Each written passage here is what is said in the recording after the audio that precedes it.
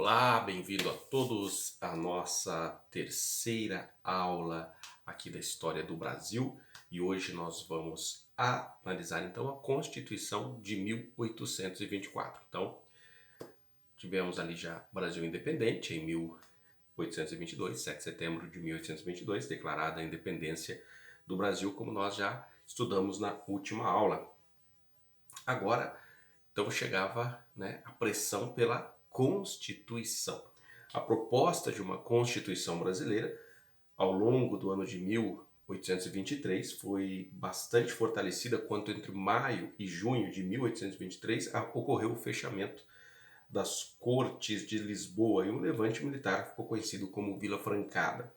Setores tradicionais da nobreza e do clero português, os quais estavam paulatinamente perdendo diversos privilégios com as revoluções liberais, lideraram uma contra-reforma que acabou gerando o exílio de diversos liberais do território português. A Constituição Portuguesa, que fora aprovada em setembro de 1822, ainda previa em seu artigo 20 que a nação portuguesa é a união de todos os portugueses de ambos os hemisférios e que seu território forma o Reino Unido de Portugal, Brasil e Algarves, Portugal, 1821. E só que quando ela foi aprovada em setembro de 1822, houve a declaração da independência do Brasil, então saindo ali do domínio português. Essa Constituição foi revogada no dia 3 de junho de 1823. Em Portugal, portanto, não vigoraram mais os princípios liberais e constitucionais, e o retorno ao absolutismo pairava no ar. Muito bem, a política brasileira na primeira metade do século XIX estava diretamente ainda vinculada, à política portuguesa. Qualquer acontecimento do outro lado do Atlântico impactava diretamente no Reino do Brasil. Além disso, pessoas, produtos, navios e notícias continuavam circulando entre Brasil e Portugal em grande quantidade. É claro, não é porque houve a declaração de independência ali em 7 de setembro que já se rompeu todos os laços com Portugal. É claro que isso foi algo que foi paulatinamente, aos poucos, sendo rompido, não de uma hora para outra. A influência de Portugal sobre o Brasil ainda era muito grande, é claro, como a gente viu aqui. Pessoas, produtos, navios continuavam circulando entre Brasil e Portugal em grande quantidade. Por um lado, com a derrota do liberalismo português em 1823, a única opção genuinamente liberal passou a ser a Constituinte Brasileira. E daí foi ali convocado, o envio de deputados de diversas províncias ao Rio de Janeiro. Mas vamos fazer uma linha do tempo aqui rapidamente. Por exemplo, lá na França, em 1814, com a derrota de Napoleão e o retorno da dinastia Bourbon ao trono da França, houve a imposição, de uma constituição aos franceses. Então, veja bem, uma imposição da Constituição. Então, não foi uma Constituição já elaborada assim com uma participação de vozes da sociedade assim tão fortes, porque também já tinha voltado a dinastia ali monárquica na França, a dinastia Bourbon. Para legitimá-la, o monarca francês Luís XVIII afirmou que seu conjunto de leis se pautava segundo a diferença dos tempos. A ênfase pela diferença dos tempos demonstrava que era muito difícil voltar ao regime absolutista. Então tratava-se de uma tentativa de conciliar os interesses liberais e os setores mais tradicionais que lideravam os movimentos contra-revolucionários, sobretudo a antiga nobreza. Além disso, o rei submetia-se a uma lei feita sob sua supervisão, é bem verdade, porém ele se submetia a uma constituição, embora era uma constituição, uma lei feita por ele mesmo, Bem, voltamos agora à questão aqui do Brasil, Em 12 de novembro de 1823 estava ali sendo elaborada a Constituição. Mas daí o que aconteceu? Dom Pedro I, nesse dia, cercou a Assembleia Constituinte Brasileira com tropas. Houve uma tentativa de resistência dos deputados que permaneceram no plenário. Esse episódio ficou conhecido como a Noite da Agonia. Os motivos é que a relação da Constituinte com o imperador era conflituosa. A gente volta lá aos revoltosos, lembra? 1817, Revolução Pernambucana. Estes sim viam com maus olhos aquela reunião de pessoas tão moderadas e principalmente com a participação de tantos portugueses. Fato é que os portugueses continuaram ativos na vida política nacional, tendo na família real a sua máxima expressão. Como as ideias liberais ganhavam corpo, como por exemplo, limitar o poder do imperador. Isso chegou, é claro, aos ouvidos dele e Dom Pedro daí dissolve a Assembleia Constituinte, Dom Pedro I, ele dissolve a Assembleia porque limitar o poder dele, não, isso é inaceitável, né? Ele pensa, não vão limitar o meu poder, não. Eu estou aqui bancando, né, arriscando tantas coisas e de repente eles querem agora me limitar o poder, não. Né? Ele não aceita isso. Então, ele dissolve a Assembleia, alguns de seus membros foram presos, né, até mesmo exilados, né, como foi o caso do seu, até, podemos dizer amigo, mas uma pessoa que esteve muito ao seu lado, que foi o José Bonifácio e seus irmãos. A dissolução da Assembleia Constituinte, então, ocorreu com o apoio dos militares em 12 de novembro de 1823. E daí, veja bem, 12 de novembro de 1823 acontece essa dissolução. Daí vem o quê?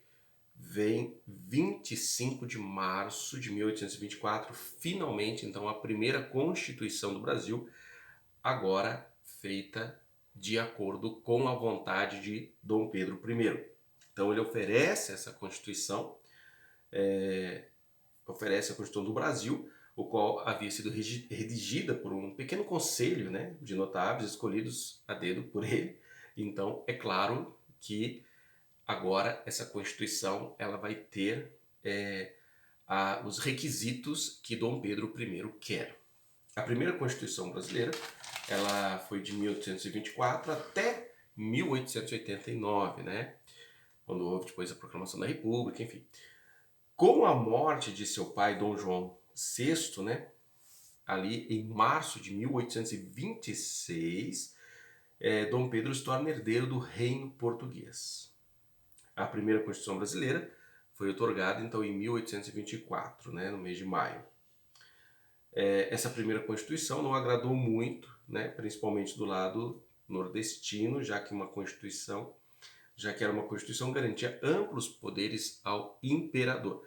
Por que não agradou muito do lado nordestino? Porque os apoiadores de Dom Pedro I, quem formava o seu núcleo de apoio era ali na Minas, Rio, São Paulo, né?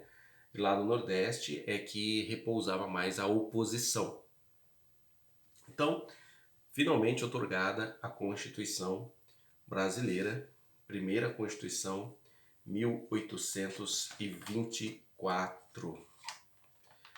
E 25 de março, né? 1824. Príncipe, daí você lembra, Rua 25 de Março, você lembra? Talvez esse nome, 25 de Março, primeira Constituição Brasileira. E quais eram os principais pontos, né, que a gente pode destacar dessa primeira Constituição?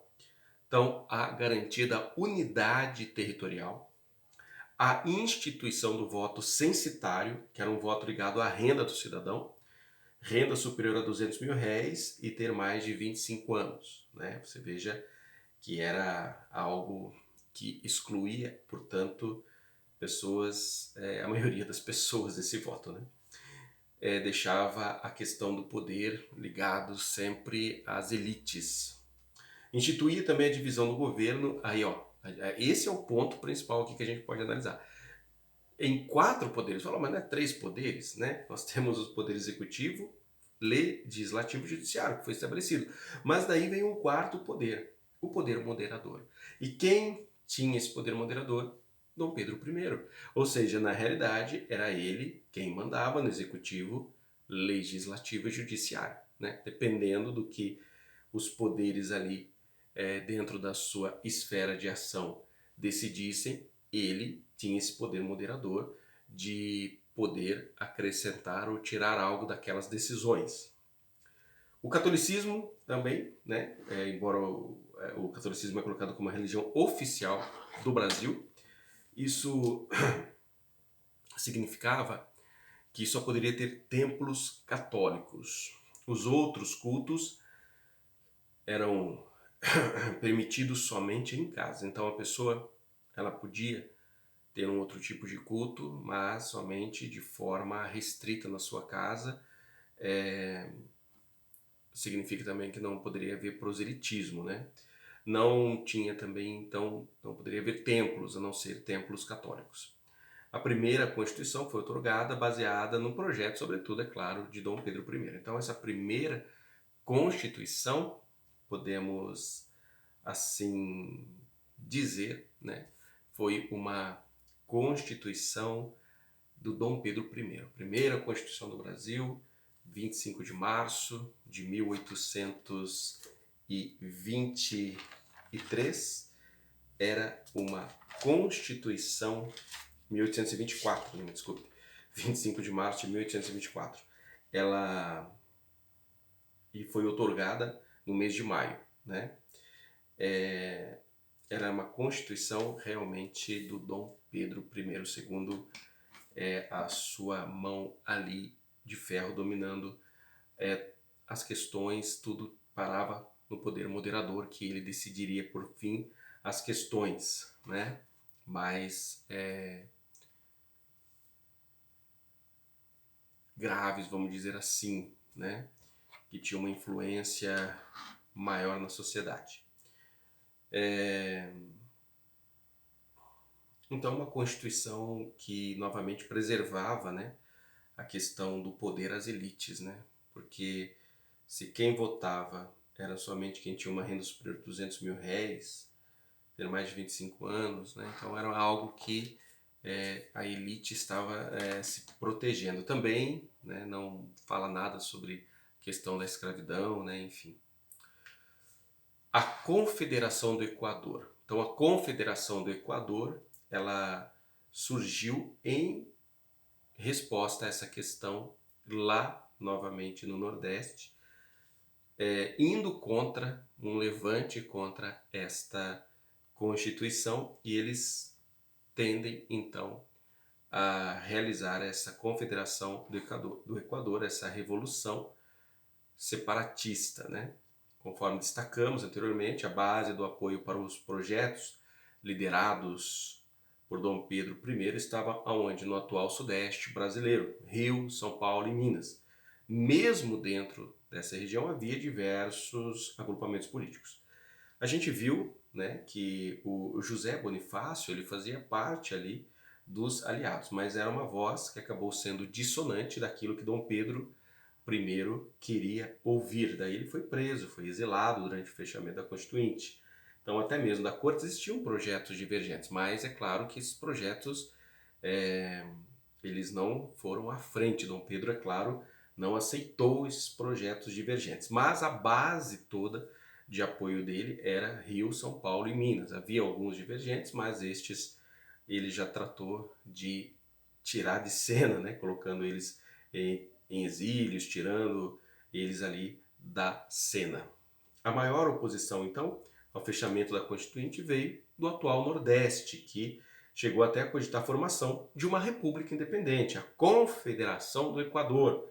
Essa seria essa república independente, novamente uma tentativa de viver ali um novo país, proclamado no dia 2 de julho de 1824. Foi uma tentativa então de celebrar outro tipo de pacto constitucional. No entanto, ressaltamos que o separatismo e o republicanismo devem ser entendidos como consequências e não como causas. Pernambuco foi o centro irradiador da contestação à carta outorgada pelo imperador, né, aquela primeira Constituição, com importantes adesões em diversas vilas das províncias do atual Nordeste. O clamor central dos confederados foi pela convocação da Constituinte, mas tal reivindicação não foi aceita. Além disso, A Constituição de 1824 instituiu um Estado unitário sem conferir às províncias autonomia legislativa e tributária. Isso contrariava o projeto federativo dos revolucionários, que defendiam que as províncias tivessem ampla autonomia para legislar, tributar e criar um quadro próprio de funcionários públicos. Assim, outro aspecto central para entender a Confederação do Equador é a divergência entre um projeto de Estado unitário e outro do Estado federativo. Temos ali um dos líderes, que foi o Frei Caneca. Ele já havia sido, envolvido ali na Revolução Pernambucana, em 1817, foi poupado, agora ele também se envolve na Confederação do Equador e ele é fuzilado em praça pública e essa confederação ela é sufocada, né? Novamente temos ali o mercenário Thomas Cochrane, que é enviado para lá e sufoca também, junto com emissários do governo, essa revolução do Equador em 1800, a Confederação do Equador em 1824. É algo também que vale a pena você se aprofundar, que é muito interessante. Então você veja que houve levantes, contra essa primeira Constituição, mas ela foi sufocada e era isso que o Brasil tinha. E daí nós vamos agora, na próxima aula, ver a construção do Estado Nacional Brasileiro. Vamos ver também Dom Pedro I abdicando do trono e iniciando o período regencial. Tá ok? Fiquem aí com Deus. Até a próxima aula.